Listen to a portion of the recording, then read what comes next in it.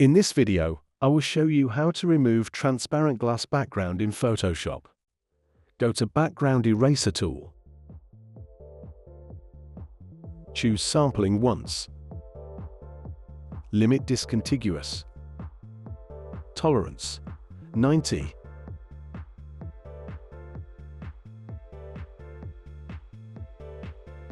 Adjust the brush size.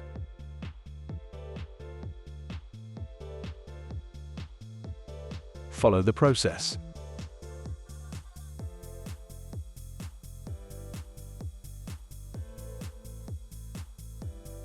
Go to Adjustment Layer and choose Solid Color. Choose this color. That's it. Hope you liked it. Please subscribe my YouTube channel for more tutorial.